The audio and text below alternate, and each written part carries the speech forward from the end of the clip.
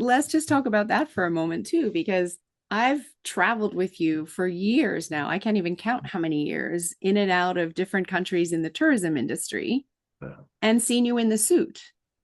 And I had no idea that you were also a biker until we recently connected at a tourism event and just started chatting.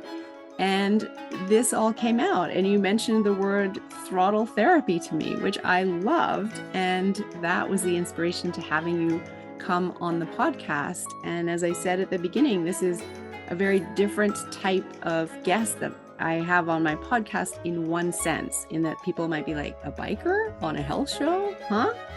And yet, there is connection, and it's very deliberate in having you be here. Well, thank you. And yeah, the connection is it's always been there. Motorcycle clubs, motorcycle associations, the actual recognition of that there's a therapeutic aspect to motorcycling, and to the culture and the community. It started after the Second World War because all the veterans, especially the combat veterans, needed an outlet Mm-hmm. for their, it wasn't called PTSD back then, but that's what it was. Right.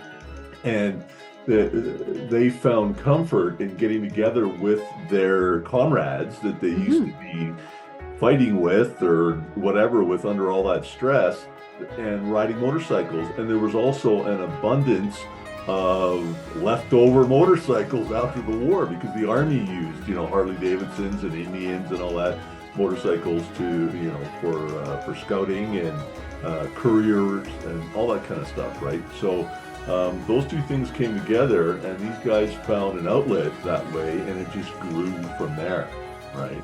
And And what it, a beautiful, healthy outlet absolutely, it was. versus some of the other outlets that people choose in order to numb from the PTSD.